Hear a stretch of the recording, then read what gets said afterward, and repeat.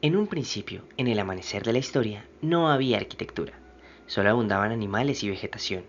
Pero con la llegada del hombre, el mundo a su alrededor empezó a tener una razón. Al comienzo, el hombre estaba a su suerte en la intemperie, era vulnerable y víctima de la naturaleza, pero no solo era susceptible a sus peligros, también a sus encantos. Por eso, fue inevitable no recostarse en una pradera y disfrutar del suave pasto, admirar el firmamento. Pero él seguía desprotegido.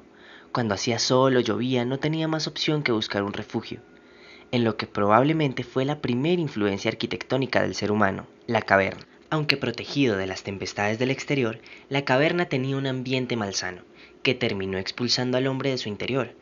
Ya en la intemperie de nuevo, el hombre sintió la necesidad de hacer su propia caverna. Entonces levantó un par de ramas, las coronó con otro y al final puso un techo. Y fue así como creó la cabaña primitiva, el origen de toda arquitectura. Siguiendo la composición original, los griegos lograron emular la verdadera arquitectura, con columnas y dinteles en vez de ramas y un frontón como techo, constituyendo así la verdadera buena arquitectura. Una buena arquitectura es la que no usa elementos inútiles, por ejemplo las primeras estructuras trilíticas que no derrochan en cosas innecesarias. En Egipto, el Palacio de Luxor con todas sus robustas columnas y dinteles es una de las primeras grandes estructuras que se usa con una lógica estructural. Igualmente, otras construcciones como Stonehenge en Inglaterra, que aunque su uso no sea claro, su estructura es pura y sincera. Por otro lado, la arquitectura también tiene horas de atardecer, decadencias, como por ejemplo los edificios románicos, como Cluny III, que se caracteriza con sus arcos y bóvedas que no tienen razón de orden. En la historia de la arquitectura también se ha visto momentos oscuros, la noche, como por ejemplo Chichen Itza, que carece totalmente de una estructura. Sus burdos bloques macizos engañan al igual que otras estructuras, como por ejemplo las pirámides de Giza, hace casi 3 milenios atrás. Durante el siglo X después de Cristo, al otro lado del mundo, Angkor Wat también estaba cometiendo atrocidades, con ornamentos innecesarios, un derroche inútil de medios que cubrían su estructura, aunque en ese caso existente. En Europa, las catedrales góticas y sus caprichosas estructuras como Notre Dame de París, sus múltiples columnas, arcos y bóvedas que no tenían razón alguna, hasta tal punto que deben tener ayuda de arbotantes exteriores. Pero la arquitectura volvería a ver un amanecer, unos buenos edificios, como Villa de Rotonda en el siglo XVI, y el modelo de construcción típica renacentista, con lógica en su planeación y en su orden estructural.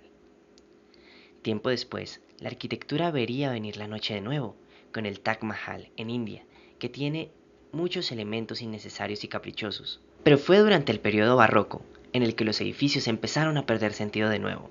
Por ejemplo, el Palacio de Versalles, con extravagancias en su arquitectura, que no es solo ese ejemplo de mala arquitectura, sino que también contaminó el juicio de otros artistas. Todo este sinsentido volvería a corregirse con el estilo neoclásico, que volvería a los buenos valores clásicos, de tal forma que los siglos después se seguía imitando en edificios como el Capitolio Nacional colombiano.